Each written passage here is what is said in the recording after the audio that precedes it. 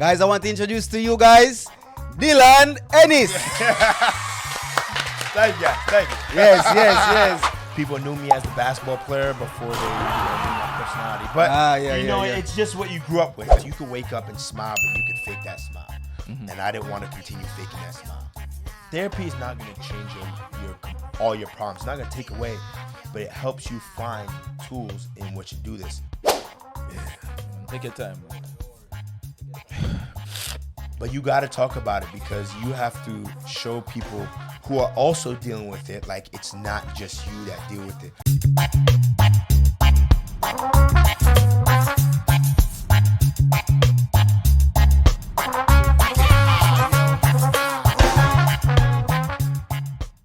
Yardman Podcast are the one.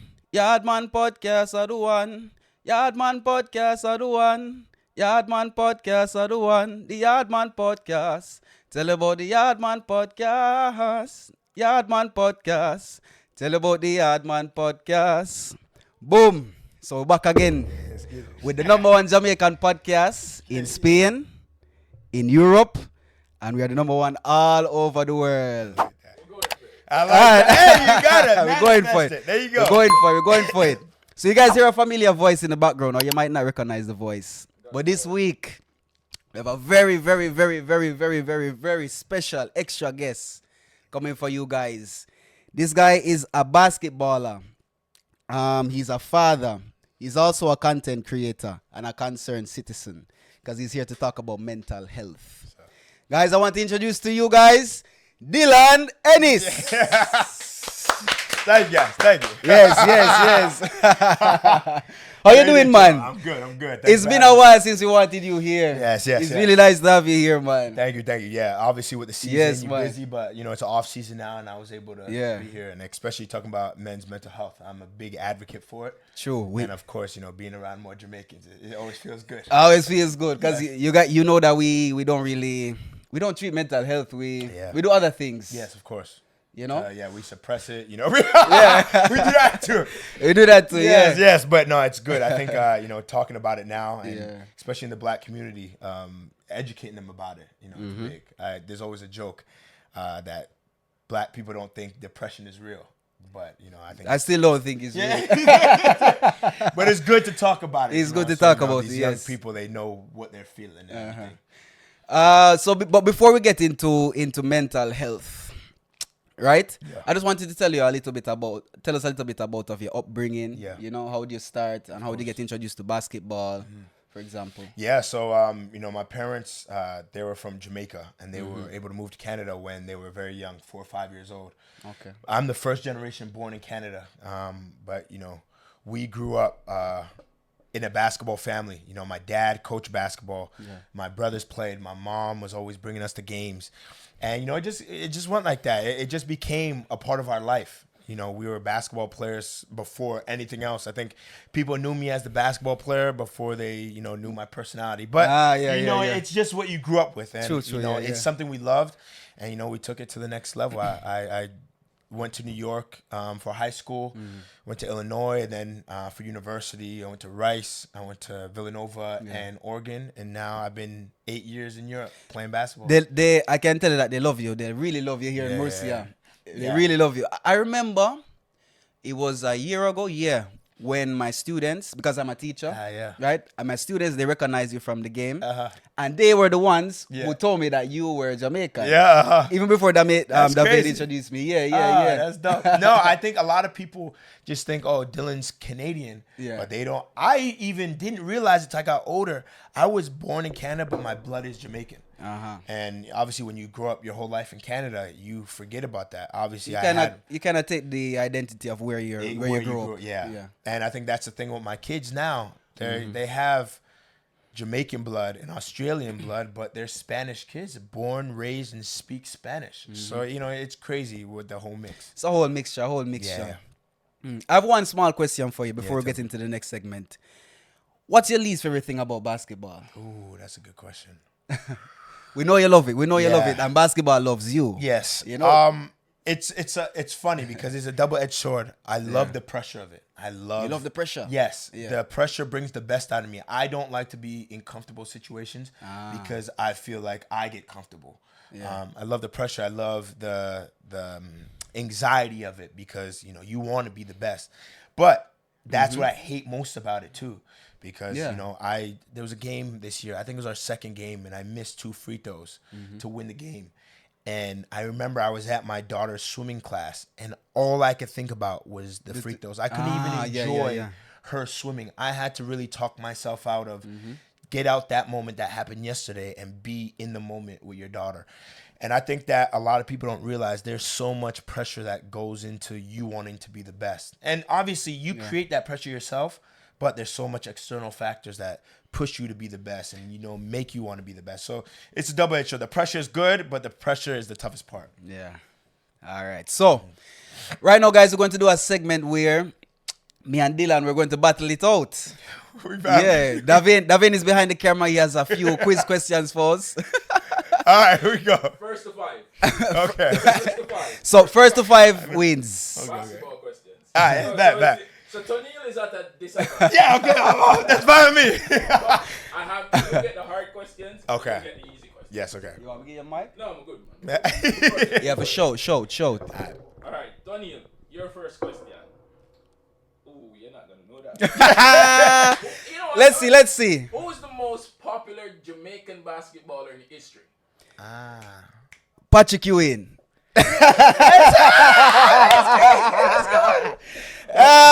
That's so cool. Patrick Ewing, his son, Patrick Ewing Jr. Yes. That's like my really good friend, one of my best friends. He lives in Australia. We play on the Jamaican national team. Yeah. And it was wild. One time he goes, yo, my dad said, yo, Dylan's getting so big. I said, yo, Patrick Ewing knows me? He goes, yeah, we talk about you all the time. He's a legend. Nice. So I got past the first one. Yeah, you got it. All right, here we go. Give me the hard one. Here we go. All right. What is the name of the defensive technique where you closely follow an offensive player? Closely follow. Yeah. Offensive player. It's technical terms, huh? No, it's not charge. Not charge. I guess people would call it different things. I'd call it trailing. What do they say? Man to man. Man to man. Oh, okay. It's different technique. Yeah, we call it different things. Did you give him that, Ben? No. No, don't give me that one. Ben says no. Okay, Oh my God. I gotta hear the wording. Okay, go ahead. It's all right. What nothing. I'll give you multiple choice. Yeah. Yeah, multiple choice is probably better. Yeah. All right. Yeah. Yeah.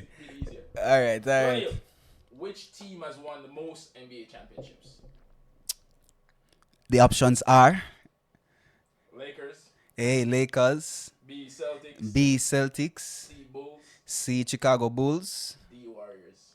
Golden State Warriors is D. I think it has to be Chicago. It's not. Boston. Yep. Yeah. Yeah. That one tricked me. That's a trick They question. got 6 though. They got 6. Yeah. Next one. What is the regulation height of a basketball hoop? 10 foot. Yep. Yeah, 10 foot. I know. Tony, Black history for you. All right. Black history. Who was the first African American head coach in the NBA? Ooh. First African American You head gotta give coach in him the some NBA. names. A. Bill Russell. A. Bill Russell. B. Lenny Wilkins. Lenny C. Wilkins. John Thompson. D. John Earl Thompson. Lloyd. Earl Lloyd. I'd say Earl Lloyd. It sounds like a good name. I would have went with that. I know Bill Russell played and was a coach at the same time, but it might not be him. Lenny Wilkins. It was Bill. He was a coach and player at the same time. Yes. Yes. That's good history. Right, next one. How long is the NBA basketball court? Oh, 94 feet. Damn. Yeah, 94, Those right? technical. I know these ones. Of course. I know these ones. All right, Tonio. Yeah. Next one. Which basketball player is known for the phrase, you miss 100% of the shots you don't take? Can I have the options? Yeah, give him some options. A. MJ. B. Larry Bird. C. Wayne Gretzky. D. Kobe Bryant. Repeat the phrase again, please. You miss. Basketball, yeah, you miss 100% of the shots you don't take. You don't take. This song. This is not coming from MJ. This has to be from Kobe. Is it?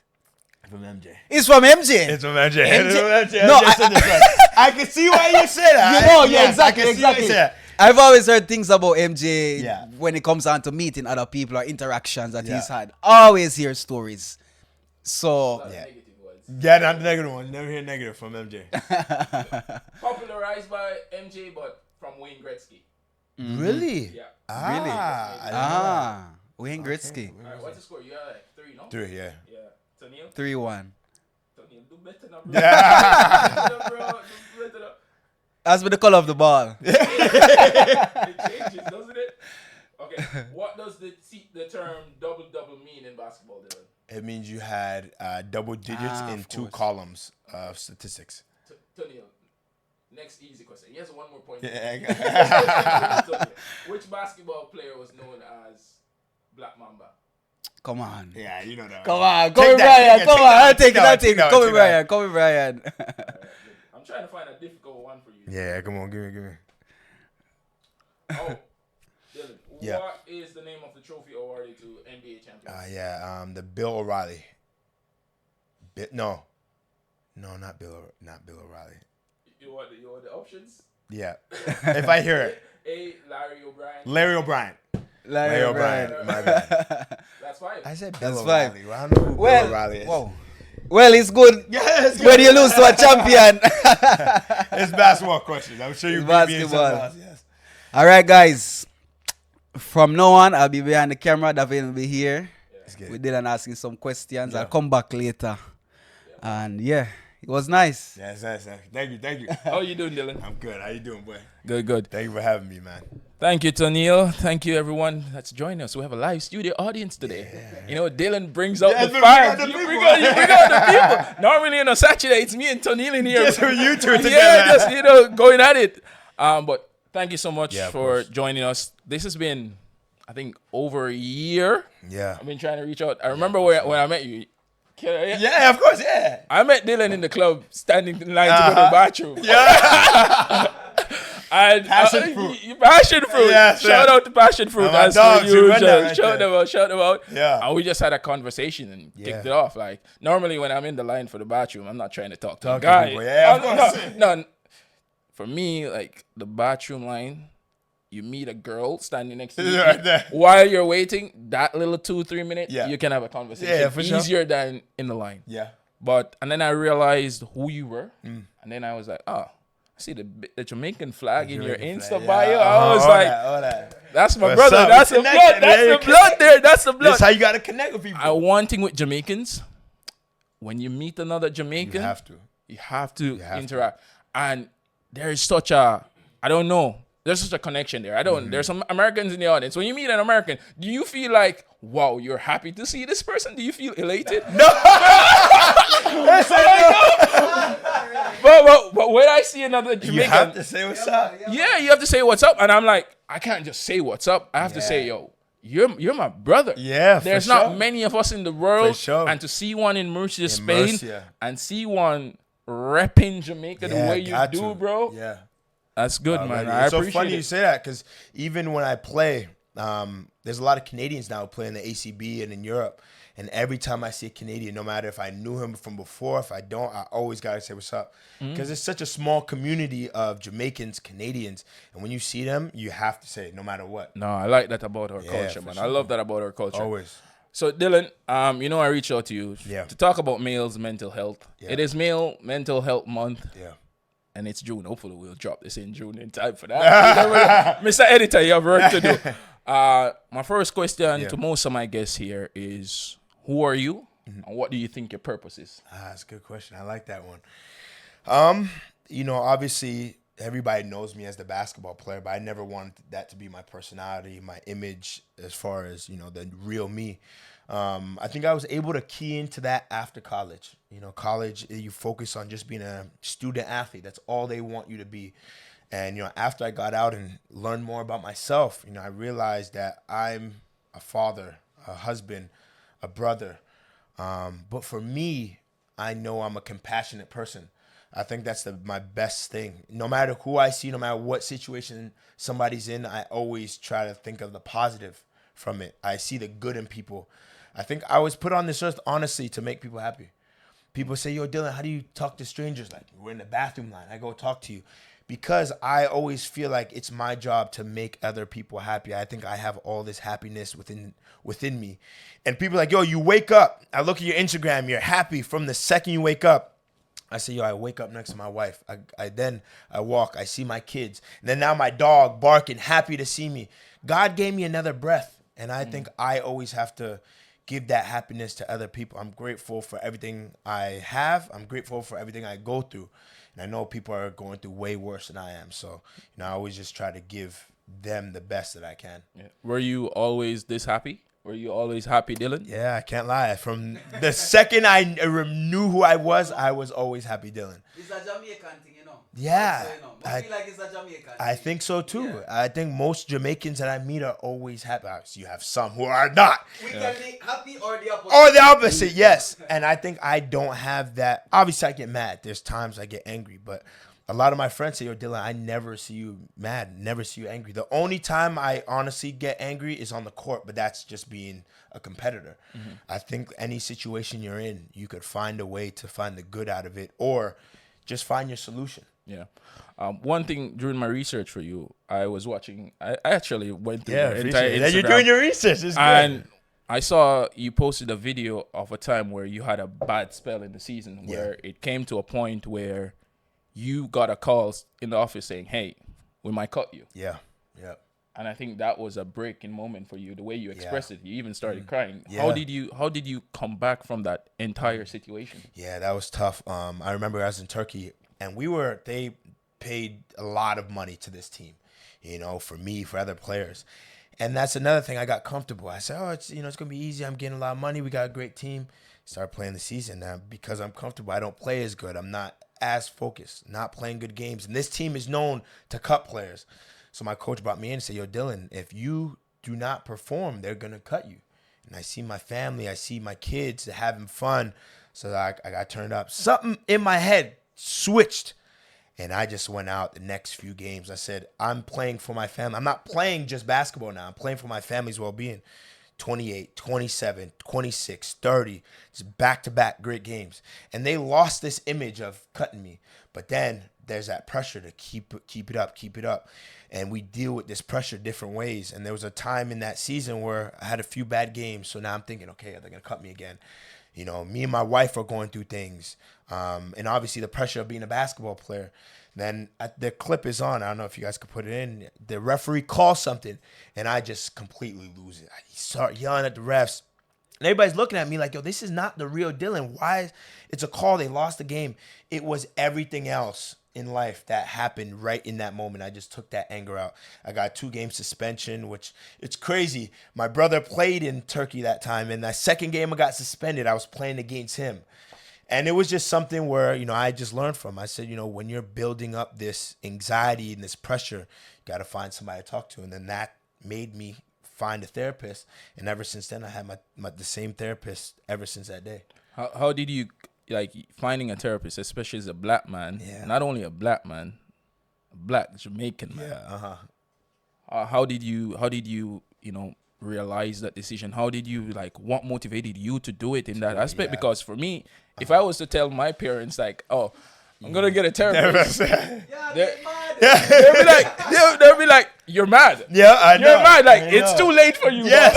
Once you get a therapist, it's too late. It's too late. You're gone. No, I think my mom is a great woman. She's just like me. But even her, I used to tell her back in the day, Ma, I feel, and she was like, it's going to be okay. You're going to get through it. But sometimes you need that professional help. I thought there was a point in Turkey that me and my wife could have not separated, but we were in a bad place because I was going through my things. She was going through her things. I knew that I wasn't going to perform in this mental space at my best. And I knew I had to get it out in some way, or things were just going to continue to get worse. You could wake up and smile, but you could fake that smile. And I didn't want to continue faking that smile. Yeah, I'm not saying my whole day was terrible from start to finish, but I knew it wasn't the best version of me. And, once I got that therapist, it wasn't like a secret to me. I don't know. I always say if it's helping me, I know it can help somebody else. Second I got that therapist, I was always telling people it's the best thing for you to do. And I still advocate for it now. And, telling people that, it doesn't make me feel less of a man. It doesn't make me feel weaker, which I can understand it does to other people because their mindset. They don't want to think that they need somebody else to fix their problems. I don't think that therapist fix my problems. She's just helping me get tools to get through these things. Maybe you just need to get something off your chest. Maybe you need to see it from a different light. Everybody you talk to in your circle, they're biased in a way. Your mom is biased. Your best friends are biased. Your teammates are biased. They see you in this light. A therapist only sees you for who you are. They don't think about your past. They don't think about your present. They just think about helping you. And I think it's good for everybody. That's a beautiful way to look at it, because normally I'm my therapist, which is not the best thing. But you mentioned your mom. What role did she play in your life growing up? What was your growing up situation like that created this version of you now? I have 6 other siblings. And luckily enough, it's funny. If you look at a picture, all my siblings are mixed. All light skin. I'm the only dark skinned sibling. And this is because my older brother, he has a father. I have my father, who is obviously black, and then my other father, who he's been with me since day one. I don't even call my stepdad. That's my dad. I got 2 dads, which I'm grateful for. He's white, so I was the only dark child. And growing up, there was things people would ask me if I'm adopted, this and that, and I wouldn't think about it until I got older, and it did affect me a little bit. I was the one who wanted to be loud because sometimes I'm like, okay, they don't think I fit in. Maybe if I'm good at basketball, maybe if I'm the louder child, people will be like, oh, no, don't worry about it, he's darker. But my mom always made sure that I didn't feel this. And I looked at my brothers, and I still look at them. I don't see skin color with them. I know it's there. But until I got about 10 years old, I thought we were just all this same color. And I see they were lighter, but in my mind, my mom made me think like, yo, that is your brother no matter what. So I think that she always gave me that confidence to be who I was no matter what situation I was in. And I think that confidence has rolled through to my adulthood. No matter what I look like, no matter where I'm from, I know that I fit in every single room because my mom. Wow, that's inspiring as well. Yeah. And growing up with these siblings, is this what inspired your competitive nature? Also, did it make you want to, as you said, be loud, be happy, Dylan? You didn't want to. Was this a situation where you didn't want to be the Dylan that's always crying, that everyone's always taking care of? Yeah, I knew that. I don't think people treated me different because I was the dark one. I think everybody treated us the same, but I was always the happy one. I was always, all my brothers and sisters, they're not introverts, but they're not as loud as I am. And I knew that was my role in my family, to make everybody happy, to make everybody feel like everything was good. And I take it as a burden sometimes because I know I have to do it in every single setting, whether it's my team, my family, a bunch of friends. But I enjoy it, you know what I mean? And I think I did that when I was a kid. I was always the happy one. With my brothers and sisters now, I'm always the loud one and making sure that they're okay. Even from a distance, I know that I can't be a bigger brother to my younger brothers in person. So I make sure they have the best shoes. I make sure that they're comfortable, anything they need. And I think it just became a part of my personality. And I think it's the best part of me. And I don't force it, making sure everybody's happy, but I know because everybody's happy, I know I want everybody happy. I know karma brings it back to me. And I don't do it for that reason. But I know my life is the way it is because I'm pushing out positive energy. Yeah. Is that a lot of pressure though? How do you deal with someone not being happy in your life? Yeah, no, it is a lot of pressure. I remember I talked to my therapist last year. I had one of my best friends, and I would see that, he'd be angry at times. And I always think, did I do something? Or my wife, she'd be angry. I'm like, is it me? And she had to explain to me, other people are going through their own lives. It's not, you can't put your hand in everything and make everybody happy. And I could only do a certain amount. I could help you get to that happiness, but people have to find their own happiness. So it is a pressure with my kids, with my wife, with my team. I know that if I walk into the game and I'm mad, the whole team is mad. I know if I walk into that practice and I make sure I'm happy, that practice goes better. So it is a burden, but I know that God put me in this position for a reason. I know that no matter what room I'm in, I could change the climate of the room. And it's a burden sometimes, but it's the greatest gift I have. Okay, you mentioned your team a while ago. What's it like having to change teams constantly? Yeah. It's tough because you move your family. You change team, you move your family. You finally get a rhythm with this team, and then, okay, it's different. But, I love it because you find new people. You make new friendships. You're able to see the world. We're able to travel around Europe, travel around Spain so much. People pay to do this thing. And I'm doing it while I'm playing basketball. I think it's the greatest gift. Wow. Basketball, big part of your life. Was your dream to be in the NBA? Yeah, from day one. I have a video that it's my younger me talking. I tell my younger me, yo, we didn't make it to NBA. I watched that video. Yeah, a lot of people liked it. It's a great video. It's a great video. Thank you. The younger me was like, why didn't we make it? And yeah, if I told the younger me, if I could talk to him, he would be distraught. But then once I explained to him the amazing life we have now, it made him see that wasn't the main thing in your life. And I get a little emotional talking about it. I think I was young and I thought basketball was the only thing that could represent me as a person. And I think a lot of people, they get one thing and they're like, this is the only thing that people like me for. And I think I pushed myself so much to be a basketball player, to try to get to the NBA.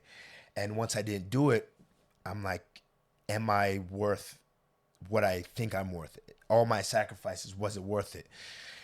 But then I have this amazing life with my wife. I have my kids. I have traveling around Europe.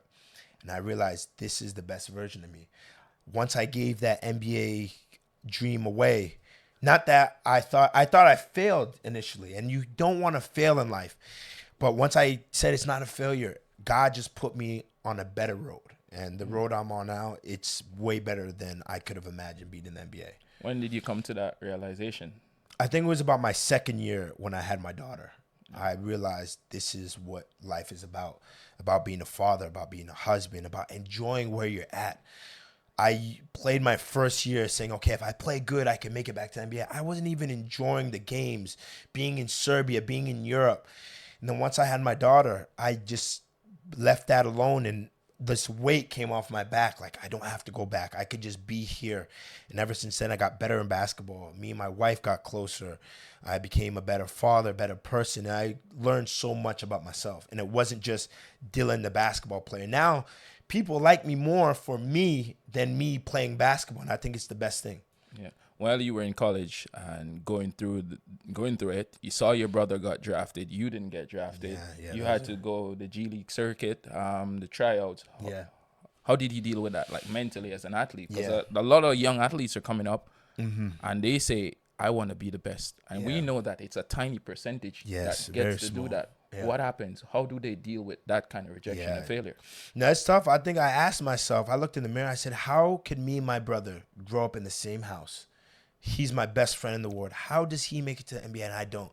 And he even asked me, I think a few years ago, he goes, yo, Dylan, do you ever get mad? Because he knew, yo, Dylan, you were so dedicated to basketball. You loved it, breathed it. And he loved basketball, but he didn't like die for it like I did. And he made it. He's like, do you ever get mad? I said, nah, because maybe God made me this way to get you there, because he was always like, I wouldn't have made it to the NBA if you weren't my best friend in the world. You helped me with so many things. I think it was tough to see, not him make it to the NBA, think, why didn't I do it? But then after a while, you realize everybody has their own path, and it's not a failure. It's just how life is. And once you realize even the toughest things in life, you learn more from. You're not going to learn from your successes. Yeah, you might have a point, oh, I did this, maybe I could do it again, but you learn the best messages in your life from your failures. And I think all my failures, and I don't even want to call them failures, all my lessons came from me not getting to where I wanted to be, But then I learn from it and I get even further than I even thought I'd be. Yeah. Now, where do you see yourself? Where do you want to be now in life? That's a good question. I said this to myself a few months ago. I have a great wife. I have great kids. I'm in Spain. We just bought a house. I don't know what's next for me. I'm really getting into this media space, trying to help myself transition after basketball. I hope to play another 10 years, but I know it's going to end one day. I think where I want to be is happy now and set for the future. As far as not like so structured, black and white, but know what I want to do after the game. So I'm just building little by little so there's an easy transition after basketball. Okay. After basketball, easy transition. I think you would be great at content creation. This is what I love. This is what I love. Your personality, it screams content creation. But one thing about living in Spain, I think we always talk about it. It's like the racial abuse that you face as well. Yeah. As a basketball player. Like I saw one of your stories where you listened to someone in your DM sending slurs towards you. Yeah. How do you deal with that? And you only get that after tough games. I don't get that on an everyday basis, but normally it comes after I have a bad game, we lose a big game, and then this is more the betters doing this. So you feel it most in that moment. Every day I don't get that. But it's tough to read because you're like, how could a human being really think this? And I know he doesn't know me. He doesn't hang out with me. But when you read it, you feel it. And I just try to be like, a day or two will go by. I'm like, these are people who aren't happy in their lives. I can't take the opinion of somebody. You never get a bad opinion from somebody who's doing better than you. This is somebody who probably isn't happy, who doesn't have nothing better to do. So you just have to think of it that way. In the moment, you feel it, but then you just have to let it go. Yeah, it's tough, man, because we get a few of them as well. Yeah, really. And we'll get 1,000 comments on a video. And then you see that one. That fucking You one. see that one. That That one always gets you. I'm telling you. They don't know their power, They man. don't know their power. Yes. That fucking I one know. comment, and you're just like, I want to reply Yes. angrily. I and sometimes I type the reply. And then I do the same thing. I was like, I do the same thing. You want to tell them about themselves, but it's like then you give them the power. You give them, they want you to respond to it. Yeah. And it's tough. Yeah, we're human sometimes. Sometimes even there's like some not a lot of fans. I won't say it in Europe. I wouldn't call in them Spain. fans that do it. They're not fans. They're not fans, but there's some people in the arena who will say more. It's not more in Spain. I don't get it. When I was in Turkey and Serbia, like they're yelling at you, and you're like, yo, I'm just playing basketball. You want to say something back, but you can't give them that power. And sometimes, you have to bite your tongue, but it's tough. Nah, I think I'm gonna start replying. Yeah, bro. start replying. No, like seriously, like we have a video on Instagram. I don't know if you've seen this one where we're talking about like the lack of real diversity in Spain, and we had a girl on. Visible diversity. We don't really see it. It's not like we're saying it's not there, but we just don't see it represented. And it's like this video over 100,000 views, like 400 likes. This video has the most comments on it. All people saying, "Go back to Africa." Why aren't you in Africa? Or this one. A llorar a la llorería. You have to translate it. Go cry at the daycare. Wow, that's crazy. It's rough, man. Yeah. And I'm like, It's tough. I think one day I was just there going through fucking 1,000 comments, just scrolling. Yes, And then I was like, you know what? Reply. Sometimes you can. No, because sometimes I feel like we need to educate people as well, because sometimes it's a lack of education. Yes, I that agree. gets there. And I think you would be a great representative for that, especially with your content, because they don't understand like this kind of abuse affects us mentally. It does. Like I might be having the best day and just encounter a racial issue. Yeah. And that just screws up my entire day, screws up my entire evening. I've been out on a date and someone just says the N-word to me. Really? And I'm just like, I'm going to go home now. I'm just going to go home. No, it deflates you. Yeah, it just, and they don't realize the power it has. with you. And maybe I shouldn't even be saying it so they don't do it more often. No, I feel you. I think, but you got to talk about it because you have to show people who are also dealing with it, like it's not just you that deal with it.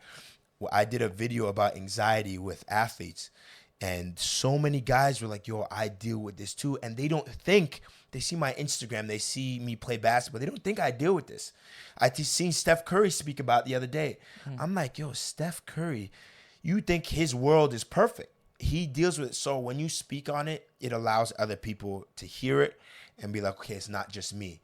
And then once that spreads, there's more education, more knowledge about it. So, I think you should speak about it more. Yeah, there might be people who are idiots and try to push you more and more comments. But then that one or two kids that look at you and be like, yo, he deals with it, he's sticking up for himself, it helps them. Yeah. And social media on a whole, how does it affect your entire mental well-being? For me, I think it's good for me because it's most of the stuff I post is positive. I'm able to influence people, motivate people. I use it as that tool. But at the same time, looking at certain things, you play a bad game and then they're posting, oh, they lost. Why they lose? Dylan's not playing good. It affects you. They say don't look at it, but we're human. We want to see what people are saying. I don't know if this is the best tool for people, but for me, if I play a bad game and I sit there for an hour after the game and I go on social media and I want to see all the bad comments because I flush it out. Because in the moment, if I wait a day or two and I'm seeing it, okay, now it's bring me down for a day, bring me down for 3 days. I just like to go straight ahead, see all the bad comments, say, yep, I ain't shit. I suck. Okay. And then I get it all out. And then I know, okay, I just got everything out. I'm free now. I wake up the next day. And obviously you think about it a little bit, but I got it out of my system. All right, man. Well, is that a tool that your therapist shared with you? Or This tool I did. Because I remember when I didn't have kids, my kids helped me because you wake up, you have to be a father now. You can't think of it. But when they weren't there, I would be not distraught, like I don't want to get out of bed. But it wasn't me for like 3-4 days because I'm thinking about the game until the next game. So I said, okay, I know I need to feel this. So Dylan, just the night after the game, the night of the game, just read it all and feel bad in that moment before the kids wake up. They're sleeping because our games are late. Feel it, get it out, and then the next day you could be back to you. But someone's not sleeping when you get home, though. Oh, no, I don't go to sleep. No, till I'm saying 4. someone's not sleeping. Your wife, normally, she'll probably be up, right? Normally she lets me vent it out. And she's a basketball player, so she knows, what I'm feeling, what I go through, how the game went. So I'm able to talk to her. Then she goes up to sleep. And then people don't know, athletes don't sleep after games because your adrenaline is still rushing. Whether you have a good game, you're like, yo, let me look at my highlights. Yeah, I'm good. Or a bad game, and you're thinking, how did I do better? Why did I play like this? If you ask if you play your games done around 11 o'clock, you don't go to sleep about 4 or 5 o'clock. Wow. Yeah, because you're thinking about it.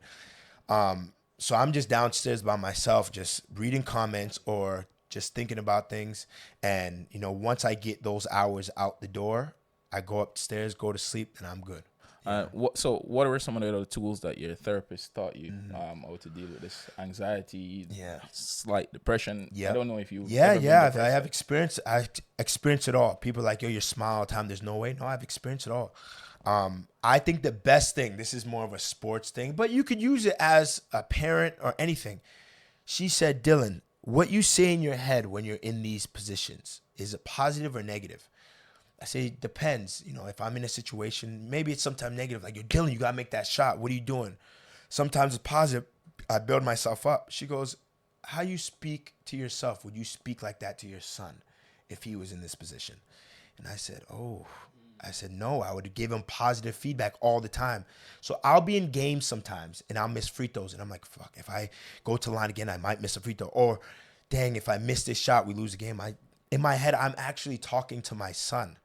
Yo, Chance, you got this. Chance, you're okay. After games, if I play a bad game, yo, Chance, don't worry about it. You got another game. And I'm speaking to him, but I'm speaking to the younger me, actually. She said, Dylan, you have a younger Dylan in yourself that you're trying to make proud. Make sure you're speaking to him like you would speak to your son. And I think that changed my whole view on life. From what I'm seeing, it's like there are 2 Dylans right now. Yes. Well, not even 2, but I can separate pre-children Dylan, yes, and then Dylan after children. I'm telling you, I have a quote on my leg, a tattoo. It said, we think that, I'm paraphrasing, we thinking that we are teaching our kids, but our kids are actually teaching us way more than we could ever teach them. They've changed my life completely. Wow. I think we're gonna sub out. Tony, you have some questions? 15 minutes sub out, and Tony will ask a few questions. Yeah, man, it's been good, bro. You have taught me a lot, because all my friends says the venue need therapy. Like, I don't have a friend. I don't have any. Probably only Tony, because he understands my city. He understands. I understand you so well. Like, Jamaicans, we process way different, and yeah. It's firstly admitting a weakness, as you said, exactly, which is tough. which is big. Facing your family, yes, which is tough to admit. Facing your friends, which is also tough to admit, yes. because we project this image of ourselves, and we have this image of ourselves that we feel that we need to keep up all the time. Yes. Like you do with having to be character. happy all the time. Yeah. Like, that mask is on all the time. All the time. And for me to say, hey, I need a therapist as well, and agree to it, I'm shattering that entire perception of strength. So my friends come to me when they have problems. Yeah. They come to me for solutions. But then who do you get to go to? And what is Man in the mirror, and it's not MJ. Let me ask you last question. I got a question for you. No, you can ask me anything, Yes. bro. What do you think, is there any negative for you?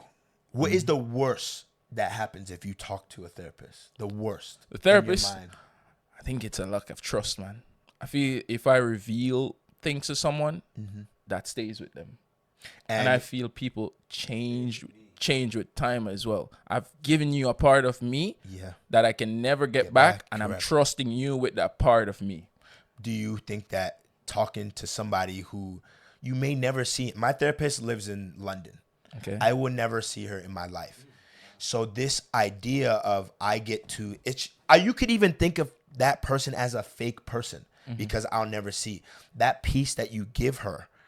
She won't share that with anybody that you know.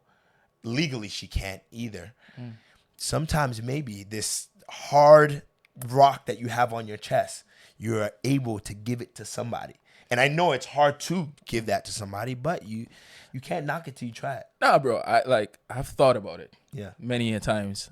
And then I'm like, even when I'm in relationships with people, the things that I share are things that I feel comfortable sharing, that if you tell other people, then I'm you're okay with. So you'll never get the 100% of me. 100%, yeah. I don't feel like I can trust anyone in this world to give them that part of me. I understand that. Do you think that blocks you from any blessings? I think it blocks me from a lot of vulnerability. Yeah. And at times then I justify that lack of vulnerability to be like, you're doing the right thing. So I talk myself back into not doing it. Yeah, which is, the more I grow and the more I learn, I'm realizing like, you don't really need to do that. Yeah. People, because I do believe people are inherently good. Yeah. But I do believe that people change as well. They do. And the way they change, you could have, let's say you could have someone in your life for 25 years. And then boom, something happens. Yeah. This person becomes your biggest op. Yeah. It's true. And you're like, whoa. What happened? Who's this person now? And that's a big fear of mine. Yeah. Like, Tonil is one of my best friends here. And there's things I don't share. I don't want that to change. Of course. And there are things that I will never share with him. Yeah. And I share a lot of things with him that I don't share with other people. But a therapist doesn't have to be your friend. It could be your tool. But that's the next thing. This person is a stranger. You see. This what goes through your head. Yeah. Like, I'm overthinking it. Yeah. And I think me even being this expressive and vulnerable about it is me trying to put it out there. So people to get there. People that do all this stuff, they play all these games in their minds to not do it. So anyone watching, don't follow me. But you're honest. I feel like he's honest. I know a lot of people that my best friends, even my wife sometimes, I always say, hey, try therapy. And I understand it's not for everybody. People think of it different. But as long as you're thinking about it, maybe you're taking little steps forward, and maybe there's a time in your life you decide to do it. But just know you always at least have a person where don't let that stuff build up inside of you. Have that person you could, even if it's your friends, at least you can release some of it. Don't hold all of it. You need to release some of it. I think my burdens make me better as well. You see, this is true. People say, I hate stress. I hate stress. I read a passage. I like stress. I don't know why. I fell in love with stress, and not a stress like, oh my God, life is too much. But I know when I'm on my toes, I'm the best version of myself. I find solutions. My mind works different. If we're down 3 with 2 minutes left, I know I'm the guy to give the ball to. Now, if we're up 20, I'm not going to play the same because we're up. Easy. Too comfortable. You see, but this is life as well. So, yeah, I like that one. The burdens make me better. Yeah, but Tony, talk to them because he's becoming my therapist now. All right, so Dylan. Yeah. Tell me. Right back into it because, as Davian said, like, you're our therapist for today. I've never been to a therapist. Yeah. I've never thought about going to a therapist for most of the reasons that Davian said. Yeah, same. And even Davian calls it having a problem as like a weakness. Yeah. We consider it as a weakness because we see ourselves as a rock. Yeah. And there's like nothing that should touch this rock. Yes, correct. Or you have to be a rock as a man. You have to be a rock as a man, yeah. You know? But I come with you with a personal, like, not an issue, but it was once an issue. I've gotten over it. Yeah. And I feel like we have some things in common in terms of how we grew up. Were you were the last child? No, second oldest. Yeah. Second oldest. But in some ways you felt a little bit different from the group. Yeah. Right? How did that affect your confidence? That's a good question. Yeah, in certain aspects. And I was short too. I didn't grow until I was in high school. Yeah. So being shorter, and then once I realized I was the darker child, Yeah. I always had to try to do something to stick out. I remember in college, I would, and this didn't have nothing to do with me being short or darker, but I would always say I needed to be, it sounds crazy on the podcast, but I don't do this no more. Yeah. I needed to be the drunkest person at the parties because I knew I was the happiest. But I grew up, I realized I didn't need to do that. Okay. But then you put yourself in this box where you're like, why am I doing these things? Because it comes from childhood traumas. When I felt like maybe the different one, I had to do something different for people to notice me. But now, I'm so confident in myself. I think therapy helps me because I realize when I'm looking at things and I'm like, I don't like this about myself, or I need to change this about myself. She allowed me to see it in a positive light instead of a negative one. Okay. I said this to say this because growing up, I used to have somebody very close to me who used to like kind of put me down in some ways. They used to say things like, for example, or they used to make me feel that I wasn't like intelligent enough. You know? Yeah, that's tough. This person, I won't say who it was, but this person was very close to me. I used to see this person like every day. So I used to hear their words every day. And this person would be a person of like authority in my family, you know? Yeah. And what that did to me, it kind of, as a kid, you're delicate, you're growing up. Yeah, you don't even know. It kind of shakes you. Yeah. It actually affected my confidence with my schoolwork as well, and I saw where it actually affected me up until my adulthood. Yeah. Even sometimes I have flashes of it, like these days. Yeah. But in that time, I had to basically, not with any therapy, not talking to anybody, I had to basically go inside me of you, yeah. to look for the solution.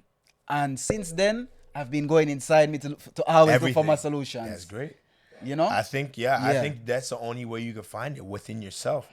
There's so many, therapy is not going to change all your problems. It's not going to take away, but it helps you find tools in which to do this. You could try, my son, my daughter, I could do as much as I want to mold them, to change them, but they're the person. It has to be within. For you to find the strength and confidence, it has to come within you.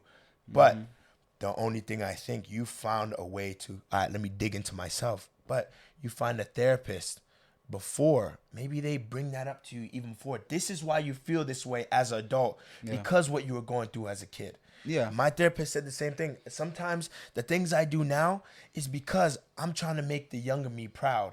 I'm trying to forget what the younger me had to go through. Yeah. And I think sometimes you need somebody to show you, like, the reason why you feel this way or act this way is because of 10 years ago, 20 years ago. Yeah. And it's hard to shake for us because this is what our blueprint is. This is what we grew up with. The stuff that we dealt with then we're still dealing with it now. Still dealing with it now, but we in have a to different find it way, in a different light, way. with the knowledge that we have. Yeah, man. If somebody Yeah. was telling you that, yo, you're not smart, you're going to start believing it. When you hear it so much from somebody you trust and you love, Yeah, man. you start to believe it. Like, going back to those times, as I said, like, it really used to affect me. Yeah, man. Like, imagine that, like, because David knows we went to the same high school, my studies that I had to do involved like chemistry, biology, all of these things. You know, I was basically like, according to this person, I was punching above my weight, I see. and I actually felt that way. You made you feel that way. It made me feel that way. Yeah, man. I remember one year when my grades went like so far down, they had to call my parents saying, you know, such and such. If he doesn't improve the next term, he might have to repeat. And imagine that person of authority. Yeah. Instead of telling you you're not smart enough, was telling you, just switched it. Yo, you are smart. You are smarter than even the classes you're in. It gives you this extra confidence. It does. Before my kids go to sleep, I always hug them. I say, I'm happy that I'm your father and I'm proud of you, because no matter what they did in that day, this is listen to music. We know the lyrics because we're listening all the time. And now we start vocalizing these lyrics. Yeah. I'm proud of you. I'm happy to be your father. You're special. You're beautiful. They're going to keep hearing this, and it's going to be their makeup. Because he was telling you, or she, whoever it was, you're not smart. If you hear it enough from somebody you trust, you're going to believe that. And then you're going to put yourself in that box. And now you think, oh, you know, I was a kid. I didn't really, I'm older now. No, your makeup, you're still going to believe it when you're older. Yeah. And you have to try to find it in yourself, try to find a situation to switch that tool a way to now create that positivity, and it's going to give you more confidence, you know. And to try, I think the goal for me these days is not to internalize things too much. Yes. You know, try to get some of it out. Do you have people to talk to about this? These days, yes. Yes. You guys see, this is what you need. David is what I did. Yes. Yeah, David is what I did. Yo, I'm telling you, I have a best friend on a team. His Nemanja, he just decided he's leaving the team. But we are in the hotel with each other. This is my best friend, but it's my therapist. And we used to talk surface. And we've known each other for like 5-6 years. But there was a time where we just trickled under the surface, got a little deep. And he's from the Balkan. He's from Montenegro. So he's strong, yeah. Of course, yeah. Yes, man. Yeah. And we went a little under. And it felt weird as hell, because we're like, yo, what are we doing? The whole vulnerability. I was like, it was weird. But then, Yeah. all right, we go home, another trip. We go a little deeper.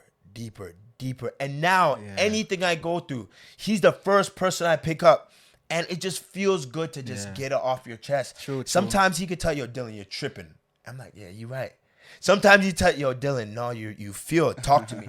And it's right. And he does the same thing with me. And you need that person just to get this weight off of your shoulder, because you're going to keep putting it, and you're going to implode. And it's going to come out a way that you don't want it to come out. Yeah, the backpack. What about the people that feel alone, like they don't have anyone? Yeah, what about the people who feel alone? Tough. And that's what therapist, but as you said, the stranger thing, which I understand as well. That's why a therapist is good, because you might not have somebody in your circle. Everybody is biased in a situation that you're in, but you have this therapist. That's your outlet. This person has no ulterior motives with you. They just want to help. They just want to hear you and help you. That's all they want. And I think that's good if you feel alone. You know, like, hearing all of this is good and great, but the time the time when you have to actually go to the therapist or think about signing up for a therapist, I'll walk you through my mental process, because I don't think I've ever considered going to a therapist. Yeah. I've considered telling this problem to somebody else. Yeah. You know? Do you tell that problem to somebody else? Or do you say, I'm going to say it and I don't say it? The thing is, sometimes I'll tell you half. That's my problem. I'll tell you half. But this is what I'm saying. Can you find a real a math problem?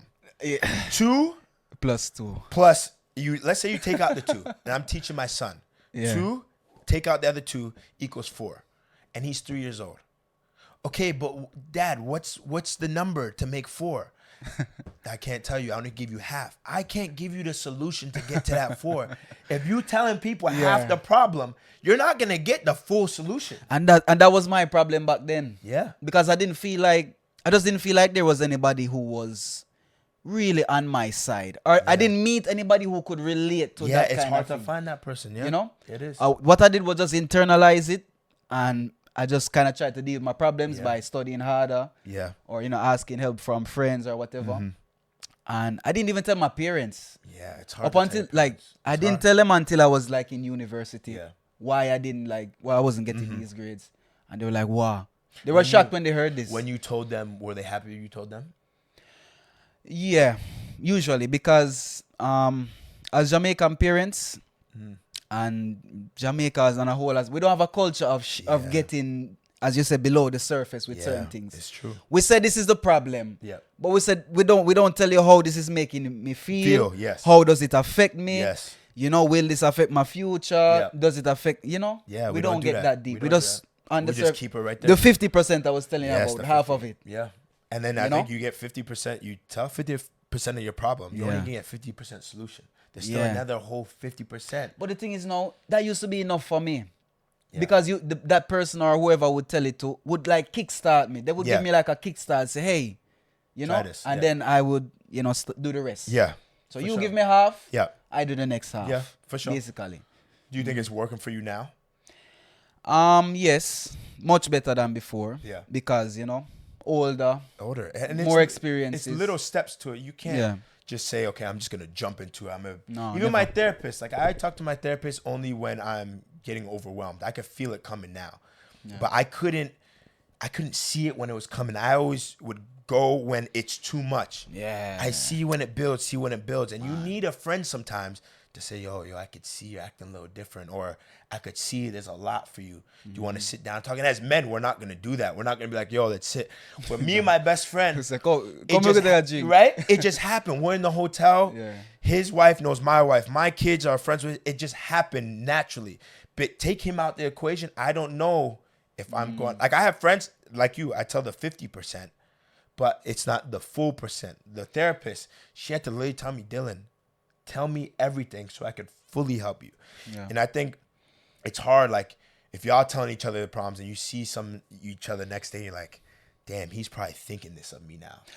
That was my biggest problem. It's tough. It's tough. My biggest problem, and I'm sure a lot of people can agree with this, is the self-image that you have about yourself. The image you want to protrude to everybody. It's true. You don't want to be, it's like an armor. Yes. You see yourself as like let's call it Iron Man armor. Yeah, soldier. Yes. The problem that I had when I was younger, that's a bullet in my armor. Yeah. People are seeing this bullet. Yes. Another problem. Yeah. And then the armor just becomes filled with bullets. It's not even armor like no more. Exactly. People are seeing that, and you have all of this in your head, and you're like, I prefer to keep it to myself. Yeah. Let my armor shine. Yeah, but I think people have this armor and it looks good. It looks good. Behind that armor, you're not happy. People are going to sleep unhappy. You could be at the beach. You're supposed to be happy, but you're going through this thing that you haven't got off your chest for weeks. Yeah. And now you can't even really enjoy where you're at in life. I know so many people going to bed sad because they're not truly happy, because they're not getting their anxieties out, their depressions out. It's hard for people to look at you for the real you. But once you get there, I think I finally got there. It's the best thing that ever happened to me. And there's a process. It's rocky. It's a rocky road. Yeah, it's rocky. Road, and people are looking like, wait, Dylan's always smiling. What do you mean he's crying?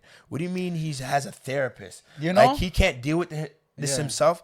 But me, I'm like, I'm happy. I cry whenever I want to cry. I will say, yo, I'm a little depressed. I have anxiety. I'm okay with that because I am so confident in myself. I know I need to cry to get it out, because if I don't, then it's building. And then when it comes out, it's probably coming out anger and not tears. I'd rather tears than anger. And I'm telling my wife something that I can't take back now. Yeah. I'm yelling at my kids. I'm going to bed like, fuck, why did I yell at them like that? Because I built it up myself. I think men have to, not just men, women too, have to get more vulnerable in these aspects. And the world is cruel. People say things and it might hurt you when you're weak, but you have to be able to be vulnerable to get to your true self. Yeah. The crying is important too, I always, from a younger age, I won't say I'm a person that cries a lot. Yeah. But when I cry, I cry. Yeah. And I cry for a reason and a purpose. Because I always believe that crying is like crying cleanses your soul. Yes, it does. When the cup is getting full, it overflows. Yep. And this is the water coming out. It's just the water I like coming that, out. Yeah. You know, I saw this a few years ago when I had a passing in my family. My cousin died. You know, God bless him soul. That was one of my most vulnerable, lowest points in life when it come like emotionally. Yeah. I used to see myself like as you say, a rock with the armor. That's when But then after that happened, it's like I forgot all about that. Yeah. I had to go back to the drawing board. Uh-huh. I'm talking about like I'll be in public and like a song just come on and You cry. just start crying. You're allowed to get it out. But and the thing is, I don't want anybody You to don't see me want nobody crying. to So see it. I just leave where I am. I just start walking. I just start walking. It's so funny you say that. It's rough. Yeah. I said to myself the other day, I cried after game 5 last year. We go to semifinals. We win. I cried. They interviewed me. I had 25 points. I was cooking. I was like in my bag. Yeah. They're thinking like, yo, Dylan, he got tears coming out because I had a mental breakdown because we won 2 games in Malaga. We came back. We lose 2 games. I'm feeling all this pressure because I'm like, damn, I played bad. All these fans want to go to the finals and I lost it for them and I'm not good and I sacrificed all my life to finally get here and now I finally get to the moment I want to be at and I'm not performing. So why am I going to practice all of this and the moment I practice for, I don't do good. We win the game and I start crying. I did not hold it. I just let it go because that was a moment I needed. My kids, Daddy was crying on TV. Luckily my wife is great. She explained it. She goes, Daddy is crying because Daddy was going through a lot and then he was able to be good. And I said, yo, I've seen my dad cry one of my dads cried once. And it was after a game because all the kids were crying. They wanted to win the championship. My other father, I've never seen him cry. And I don't know if you guys did this research. One of my fathers was shot when I was born. And so he's been paralyzed his whole life. Paralyzed, left side, whole paralyzed. He is as happy as I am. And I'm like, you don't understand it, right? I don't understand it. Yeah. I've never seen him cry. And of course he's cried before. I've never seen him cry. You're paralyzed your whole life. You had your whole life ahead of you. And at 21 years old, you're paralyzed. Never seen him cry. So I said to my kids, I said, yo, it's okay to cry. My daughter, women cry naturally. They know this. Yeah. But my son, I said, it's okay to cry. Now, whining is different. I said, I don't want you to whine. I don't like the whining. Yeah. You use your words. Cry for a reason. Yes. Yeah. But I said, yo, you're allowed to cry. And I'm okay for them to see me cry because I want him to know you're allowed to be emotional. You don't want to whine, you want to use your words, but when you grow up, you're allowed to cry because a lot of men, they don't. And I'm not saying I'm crying all the time because I want people to know I'm a strong individual. Yeah. But if it happens like today, I'm not holding it back. Go with it. You just got to go with it. I'm not building anything up. And some people aren't criers, but it's okay too. Yeah. Can I say something? So cry, people. It's free. Yeah, it's free. And it feels good. Dylan, I'm not even coming on camera for this one. This is that very vulnerable behind the camera. Yeah, you can go. So the crying thing, I struggle with that. I struggle with that mainly because of 2 things. Like when I was growing up, one thing I heard: if you cry too much, you are the problem. Next thing, never trust someone that cries too easily. That I kind of. And that stayed with me because a lot of people use tears to manipulate. Yes, this is true. So now, whenever, like, let's say, if Tony came to me crying, I don't know how to fucking deal with that. Deal with it. Yes. I don't know what to do. Yeah. I remember because you haven't been around it. Yeah, I remember one of my friends came to me and she was telling me how she was dealing with some struggles. She was being vulnerable with me, and she started crying. And I'm normally very empathetic. I listen. Yeah. But the tears just threw threw me off, bro. Yeah. And I don't know how to process that. Even when I'm dating someone and they cry, I just feel like, okay, I need to fix it. I need to stop the tears. I need to turn off the pipe that's running this water. I need you to stop crying, and then we can talk. Yeah. And it's hard to process that. And to get a bit of a personal side, like my mom passed right before I moved to Spain, right? She passed a little bit before. And I remember the day she passed, I was in my room and everyone was outside crying. Yeah. And my friends came over and they're like, where's the vein? They're joking. They're like, he's probably in the room crying. And for some reason, I just couldn't cry. I didn't cry. You know when I cried? What? When I moved to Spain, and then I realized that I'm in Spain, and I was talking to my girlfriend at the time about it. She's like, Devane, you still haven't cried. Like, everything's done already, and you still haven't cried. It's been more than a month, and you haven't cried. Not at all for your mother. Yeah, and then boom, one day we were talking, I just started crying. I started crying. Did it? And you just went with it. I didn't know how to do it. It's like I didn't know how to cry. It wasn't even you. It was just uncontrollable. Yeah, I didn't know how to cry. Yeah. Because as I was growing up, you don't cry. Yeah. I get my ass beat. You take it like a man. You go to your room. That's it. I think that a lot of the stuff that we do, our characters, our habits, a lot of it is what we grew up around. It's not your fault that you were around this. I'm not saying that the people you grew up around did the wrong thing, because they probably gave you good things of being this strong individual. No matter what you go through, you're probably a strong individual. But in turn, that side of that emotional side, you don't even get to tap into that. Not saying it is going to make you a better person, not saying it's going to make you a worse person, but that you're human. You're allowed to be emotional. And I don't know if you'll ever get there. Maybe you don't need to get there, but you have to know that you're allowed to get there if you want. Somebody's talking to you, they're crying. Yeah, it's hard. Initially, I used to be like that. I traveled so much.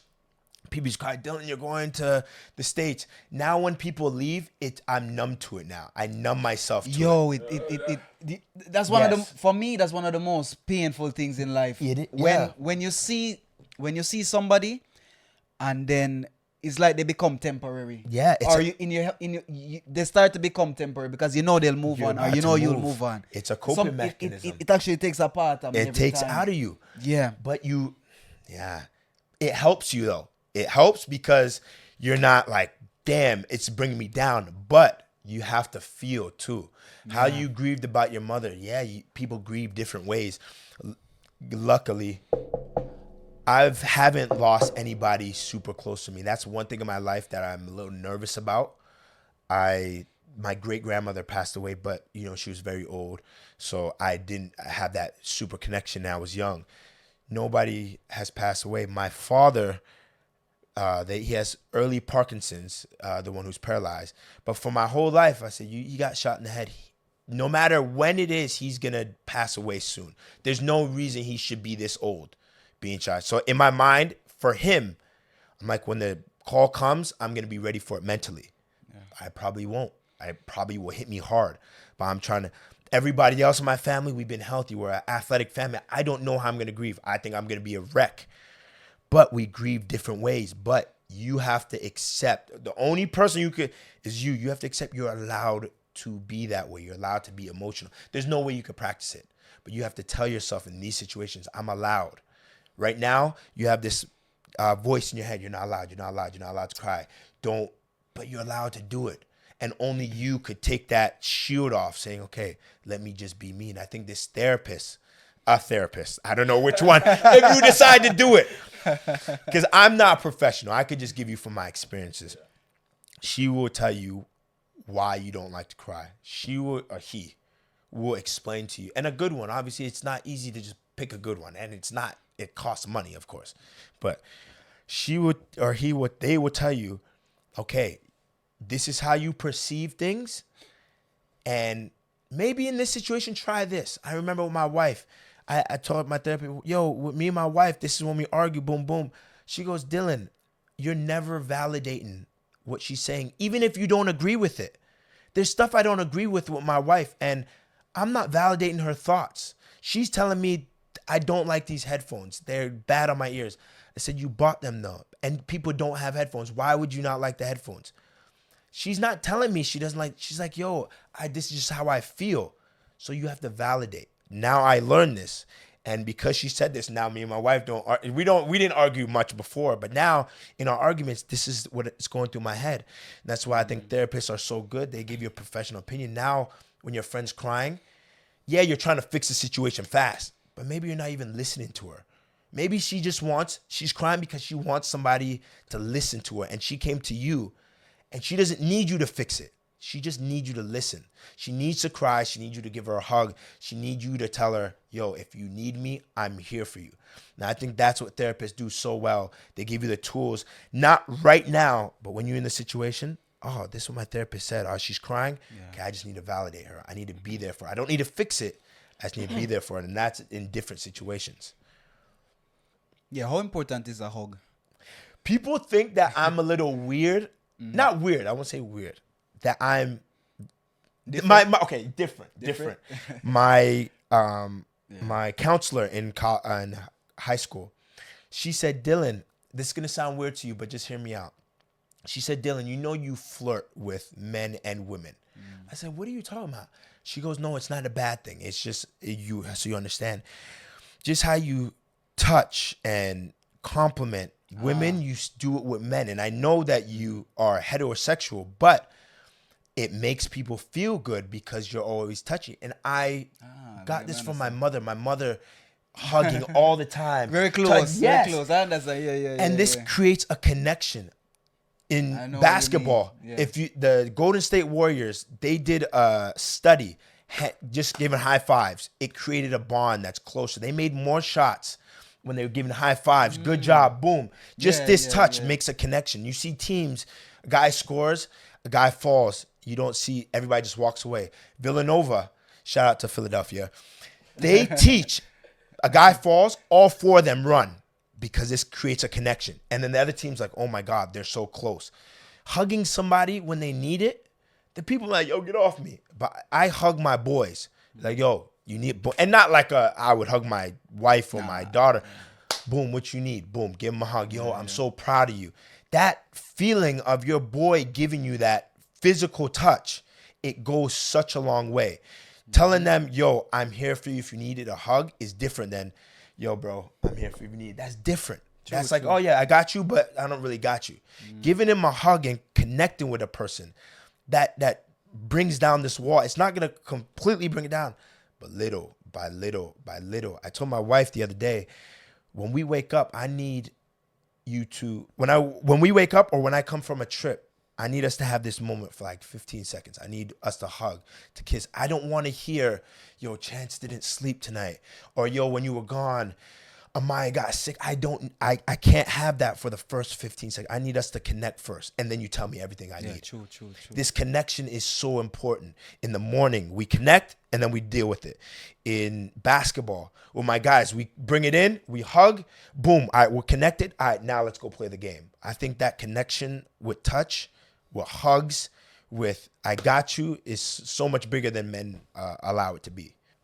I've had this experience because I'm a teacher, but for a lot of reasons, my kids see me as like, not the English teacher, but I help him with English and he's cool because I'm just like you. Yeah.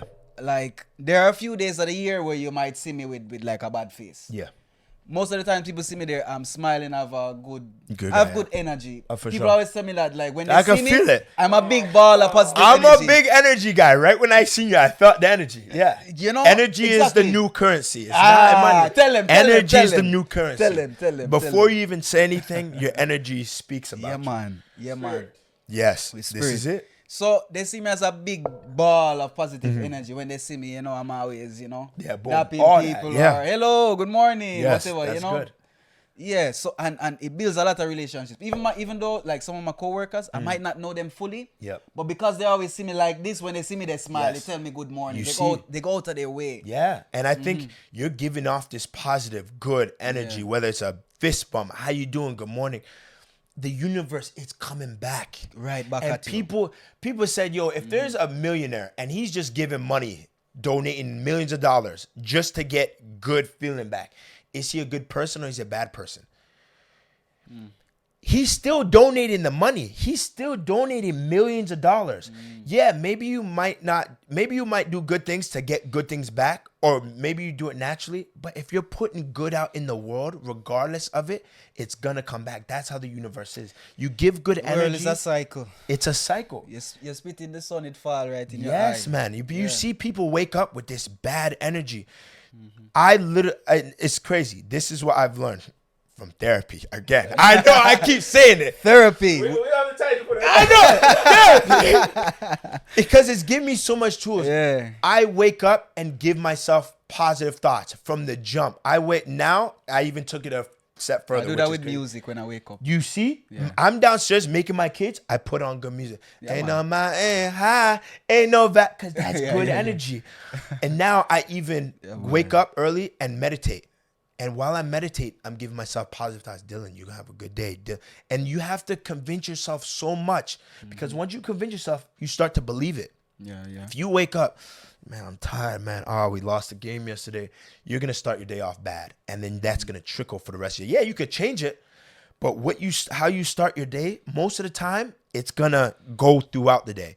So I learned this trick where I'm just giving myself positive stuff. All right, what up, yo? I'm getting a haircut. If it could be the smallest thing, I'm getting a haircut there. I'm gonna look good. Oh, I'm shooting some content. I'm gonna have fun with this. Oh, we play a big game. Oh, the fans are gonna be dope. Oh, my kids, they got graduation. I'm looking forward to that.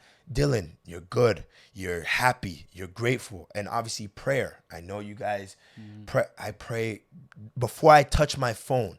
I make it a thing. Very good. You have Very to do good. it. Because Go. Cause I feel like the first thing we wake up and do is check the phone. Check the phone. Check the phone. Oh, yo, who Check the told me? phone. Yeah, yeah. 'Cause you're And looking then for we go to the valid- bathroom. We forgot the phone. You forgot, yeah. Go back. Looking for validation. Because normally social media is the validation. Yo, who messaged me? Oh, nobody messaged me. Oh, why nobody messaged me? Oh, this person. What I do, I talk to God. I say, yo, thank you for waking me up. Thank you for good health. I hope you wake up the rest of my family in Canada, all that, because obviously I see my kids and my wife awake. I give thanks before I touch that phone, and then the day starts after that. That's good. I like that. And I want to ask you a question. Back again with confidence, because I'm big on confidence. Let's say. No, it's a good thing. Is there anything that you tell your kids every night before they go to sleep and when they wake up, so that they don't forget it? Yeah. Anything specifically? I'm proud of you. I always want them to know that I'm proud of them. I'm happy to be your father. I want them to know that they are the joy of my life.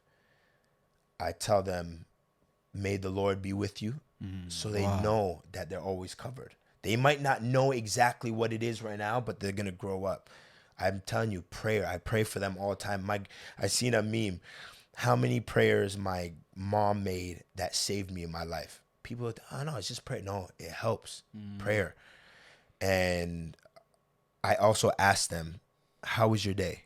Did you have a good day today? Have a big sleep. You have a big day tomorrow. I want them to know this because it's positive reinforcement. I tell my daughter she's beautiful because there's going to be a guy who says something and makes her think, am I beautiful? I just know it's going to happen. This is life. But she's always going to know and have the confidence, I am beautiful.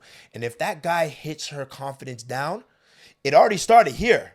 So you're going to hit it down just to right here. Now, if I don't tell my daughter this from young, her confidence is going to be down here. And when he hits it, it's going to fall even deeper. I tell my son, be confident, be happy. Because people think, oh, we just got to do it. Our daughters, our men could be strong. No, you got to do it to your sons. People forget it. There's a stat, I don't know exactly. I think it's 3 or 4 times more of men commit suicide than women. And it's a bad thing because men have to grow up. I can't cry. I can't talk to anybody.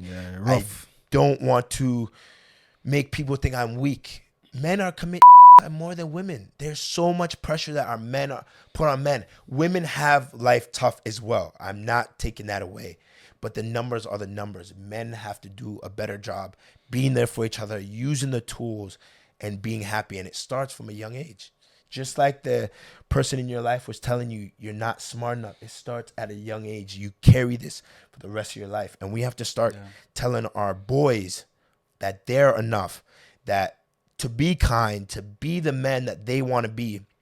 Because if you're always trying to be this way, then what you're getting from it, you're going to be an asshole. You're going to lose that emotional side. You're not going to have this nurturing side to you.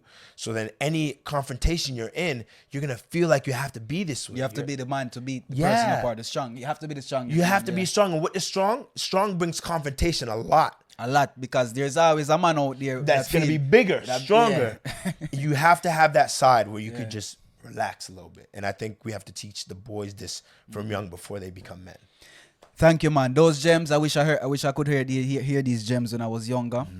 You know, I had to seek them out for myself. Yeah, for sure. And thank you, man. No, thank you for having me, man. It's amazing. It's like, talk about your kids, Yeah. talk about you, talk about your family. But we haven't really talked about the impact your wife has on your mental health. What role does she play in your life when it comes to this? My wife is big, man. I get emotional with my wife all the time. Every interview. It's not easy. Marriage is not easy. I've known her since college. Even our life that we were living now, it's not easy. She goes through a lot herself. She has to find new friends every year. She has to be a mother. She's my best friend, you know?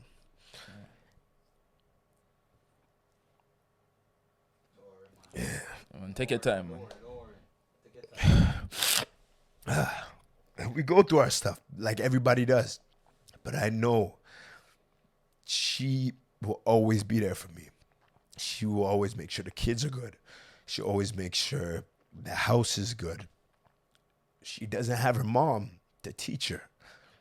Her mom visits. She's in Australia. It takes time to get here. You know, she works as well. She doesn't have the friends she grew up with, but she figures it out. And I know I can't be who I am without her support.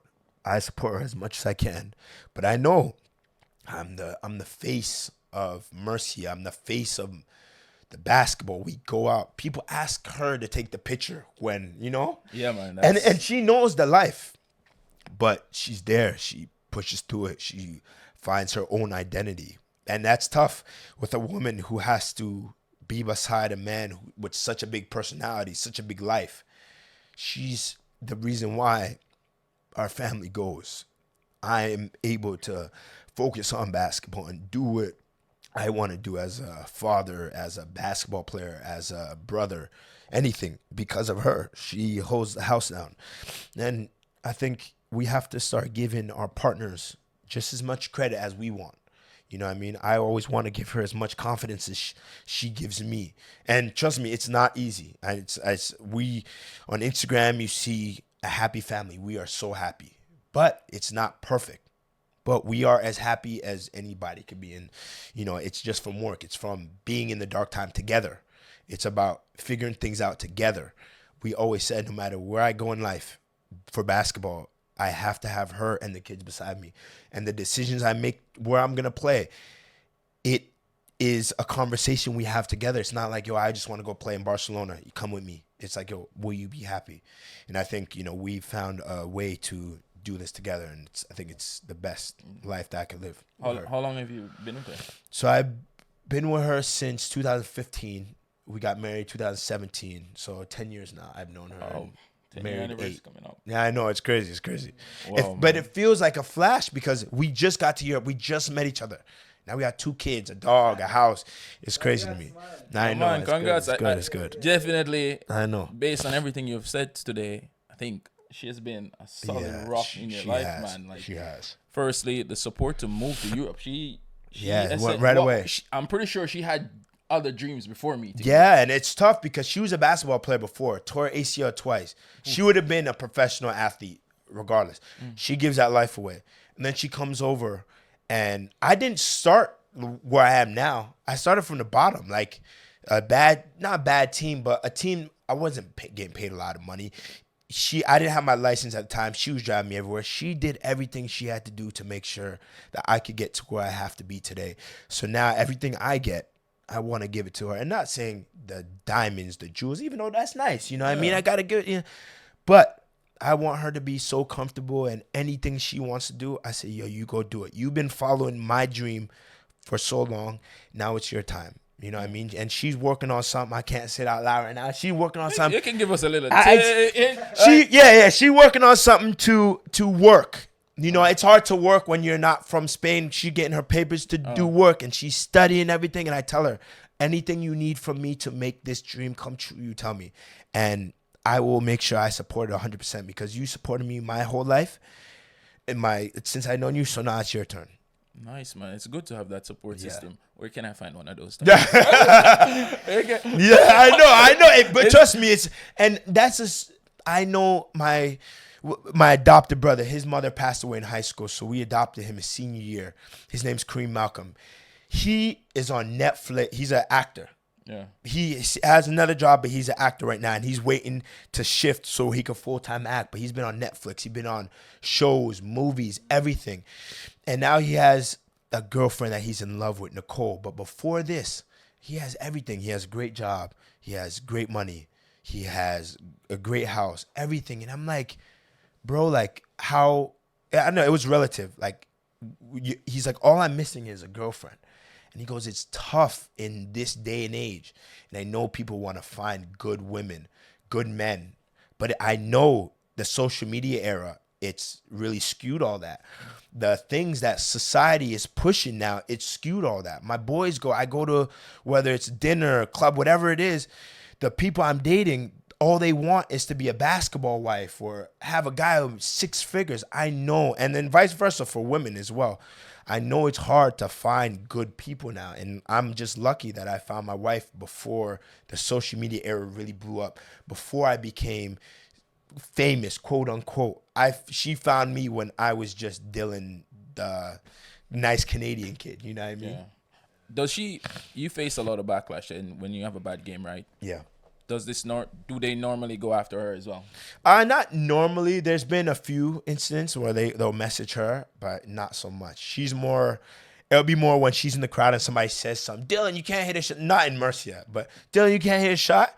No, and she starts yelling at them. And I got to remind her, I'm like, Megan, you really can't fight.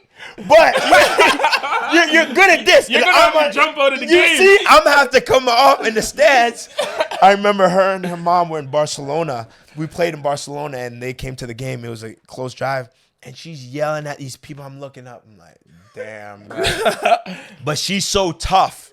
Yeah. I know maybe she's not a fighter, but she's going to hold her own. And I love that she's fighting for me, so it's cool. Nice, man. Yeah. Nice, man. Not to hold it too long. Ben, your questions are coming up. I think Ben is like, what are some mental health techniques you have to use to prepare for your games? You have a lot of young basketballers who want to know this as well, right? That's Ben? a good one. First thing, have a routine. Obviously, you don't want to get stuck in your routine because if it goes wrong, then you're mentally losing it. But just have a soft routine.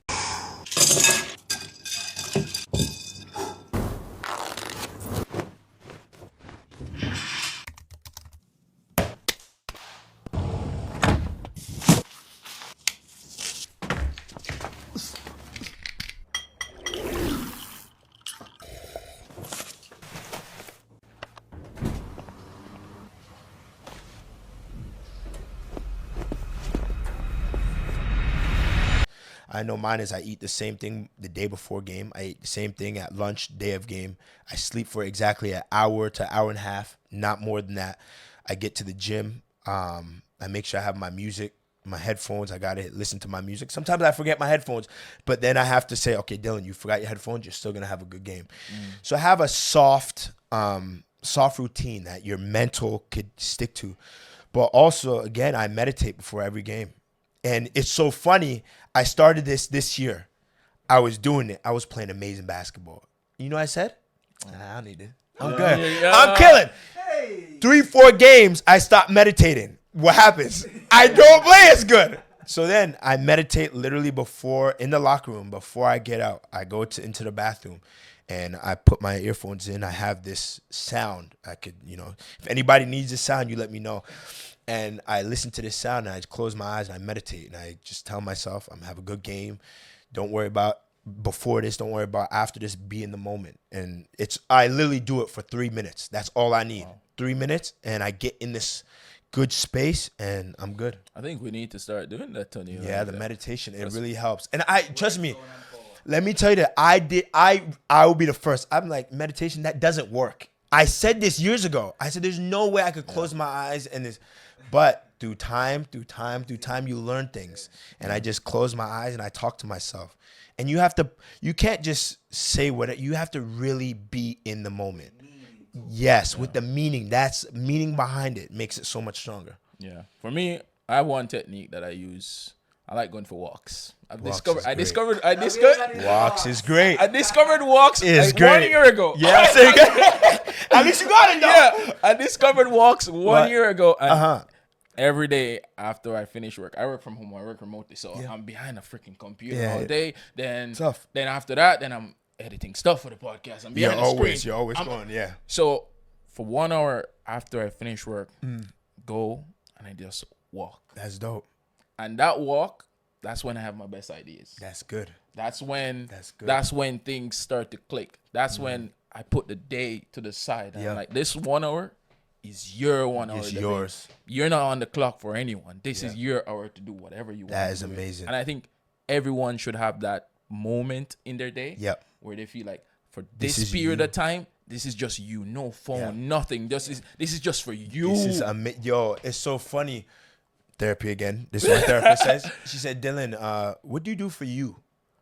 I don't need a therapy. I just She said, what do you do for you? I said, well, I pick up my kids. She said, no, Dylan, that's for your kids. You pick up your kids, you have fun. What do you do for you? Well, me and my wife, we like to do dates. She said, again, Dylan, you're doing that, you and your wife. What is for you? What do you like to do? I said, I like restaurants. I like movies. She goes, Dylan, take an hour, go do it. Now my wife thinks I'm weird because I go to lunch by myself. And not saying going to these nice I will literally walk and find a hole in the wall restaurant and just enjoy myself. And she goes, Dylan, how do you do this? I said, it's just for me.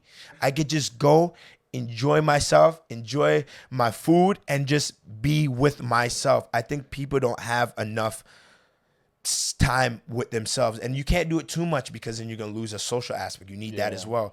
But just find time for you, something you love to do, and it could be so small. It could be you just playing video games. It could be you just doing anything. The walk is amazing, and when you on walks, somebody told me, look up.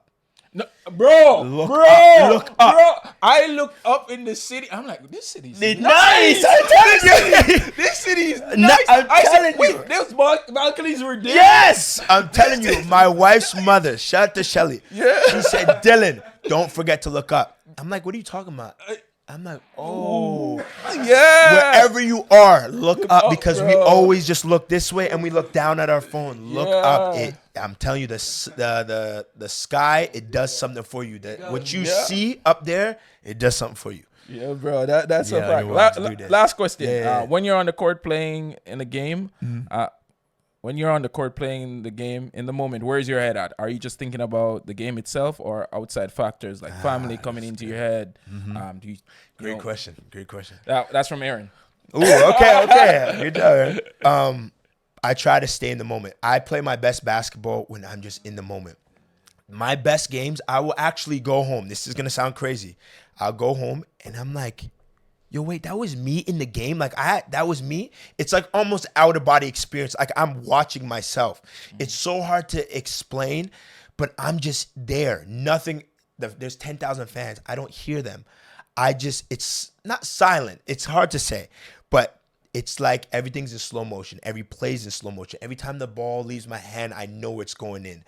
I see my wife. I see my kids. It's a euphoric moment. These are my best games. In the zone. I don't worry about the bills I have. I don't worry about the gas. I'm just here.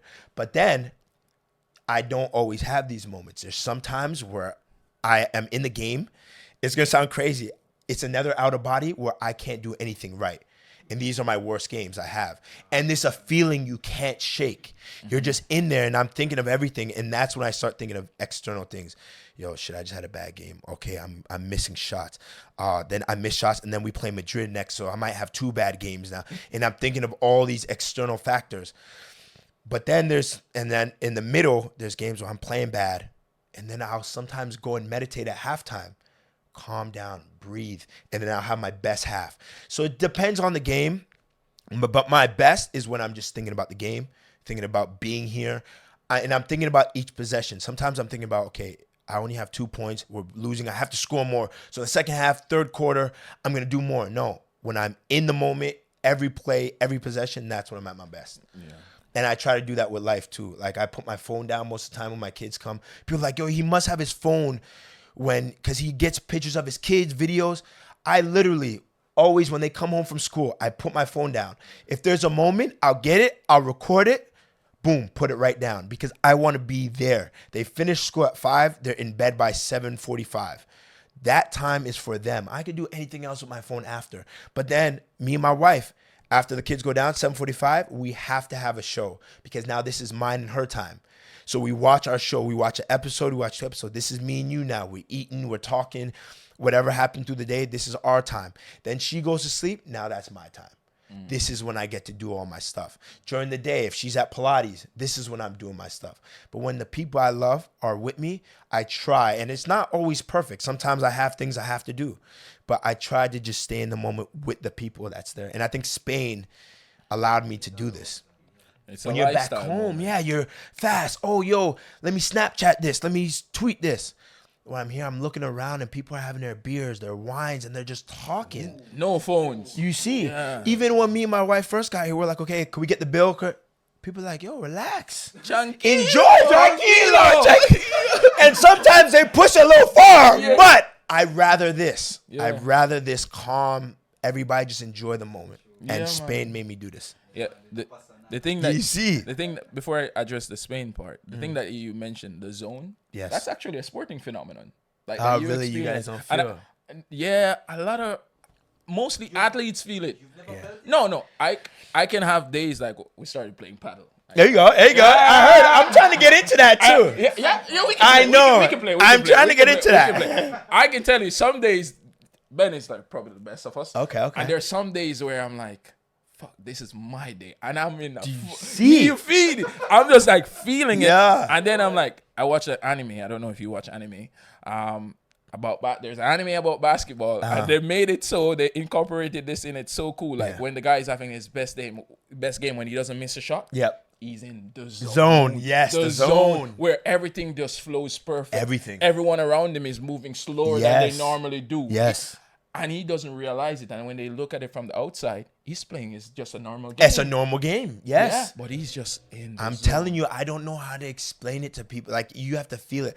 I'm in the game, ball screen. A guy big comes, sets a ball screen, and you come off the screen, and there's defenders everywhere. And you have to make a quick, you either shoot it, pass it, dribble. Sometimes I'm coming off that ball screen, and I just see everything. The net is bigger. And everybody is moving, and I feel like I'm moving faster than everybody. And people are like, yo, how you doing these moves? I say, and if you play sports, you'll know that you're in this zone. It's not always there. I can't say, yo, Friday, I want to be in this zone. Yeah, no, you can't control it. You can't control it. But when you're in it, you know you're in it. And I think Steph is so good. LeBron, they have these moments more than other people. That's what makes elite players elite. They get to the zone quicker. Zone, yes. My boy, my best friend on the team, there was games he doesn't play. And then this one game, guys get injured. He comes on. He only plays like 12 minutes and scores 20 points like this. People are like, yo, how is he doing this? He was in the zone, and I know exactly. Everything he touched, it just went right. And we call it the zone. Yeah. And you cannot, scientifically, you can't make a theory for it, nothing. You can't manufacture it. The ancestors. Touch today. I'm telling you. This is it. Yeah. But then when you're not in the zone, it's final question. Yes. Final question. I know, to be honest, I've been enjoying this conversation. I appreciate so that. much. Me too. My life. Yeah, I know. Well, you have a life. Final question. You mentioned Spain. The lifestyle in Spain, I always say it's the best lifestyle. Yes. People here, they work to live. They don't live to work. Oh, I like that. You know? Facts. And how has that affected your entire social being compared to like Serbia, Turkey? Everywhere. I know you can't really say certain things, but yeah, how has the lifestyle here just been? How does it affect your entire mental well-being? Oh man, I wake up and the sun, boom. First thing, I feel the sun. I walk around. the energy of people, the aura of people, I'm so much more calm and I've been a calm, happy person, but here everybody's calm, and I know it's not like that for everybody, but for me, I can speak about my experiences. I was in Turkey, traffic, you're mad now. The sun's not out, you're mad now. People are yelling, honking horns. I'm hearing all this. Then you're like anxious, and then that Turkish team that I'm on, there was a few problems. Money's a little late. Now I'm anxious, and now my whole life, my whole body's anxious. Here in Spain, everything's calm, cool, collective. Yeah, which I love, and I think that helped my mental so much because my biggest problems right now is just basketball. If I'm in a slump, it's basketball. I don't want to say no real problems, but I know that my life in Spain right now, it looks picture perfect. And I feel like God has put me, I honestly, sometimes I ask, I say, I don't know why you did this for me, but thank you. I really say this because I truly wake up, and I told this to my boys on the team. They could tell you. I'm like, yo, I truly feel like I lived a perfect life. Nice. I have my wife, my kids, my dog. I play basketball for a living. The people here are amazing. I live in Spain. I want to see my mom, my dad, but I know that if I want this, then there's a price to everything. But as far as to be happy, fully happy, I know you can't be 100%, but I'm 99.9, and it's not fake. My boy said, yo, Dylan, I seen your Instagram before we signed. Me and my wife said, nah, there's no way he's really like this all the time. He's like, yo, I met you. You really are. Mm-hmm. And he's like, yo, how do you find this? I'm like, yo, bro, it could always be worse. And there's times where I'm like, yeah, like, yo, why am I going through this? But then I talk to God. I talk to my therapist. I make sure that I find the greatness of what's in front of me, and I go from there. And it's not easy. It took years for me to get to this mentality. It took years for me to have bad years and finally get what I want out of life. But I always said, I'm going to get what I want. I manifested this. I'm going to live the life that I wanted to live. And yeah, I'm going to have hiccups, but I step into those hiccups. A lot of people run away from it. Last analogy I'll give to you that I heard. People say, and I don't know if this is factual, if it's a theory, but it's great. Bulls or buffaloes, they see a tornado and they run to it. Cows, they run away from it. You want to be this bull or buffalo and you want to run to it. Yeah, it's going to be stressful. You're going to hate that you're running into this problem. But once you get out of that, then it's behind you. Now, these cows who are running away from it, in their mind, their whole lives are thinking, this tornado's coming, you can't enjoy yourself with that. Mm-hmm. And once it gets you, then you're in it. And then, okay, you're done with it. But these bulls, hey, I deal with that last year. And you worried a whole year about it and then dealt with that tornado. And now, you know what I mean? But that's what I try to do. If there's a problem, I try to go through it head first and not just to raise hell. I don't want to be in a tough situation, but I search for these tough situations because they say, if you want an easy life, you have to do the hard things first. Now, if you do the easy things first, you're going to have a hard life. So I'm searching for those hard things because I know in turn it's going to make it easier. Wow. Bro. Like, yeah, you've dropped some gems. I know. I have to summarize this entire freaking podcast. It's gonna be hard. Yeah, good luck. Good fucking luck.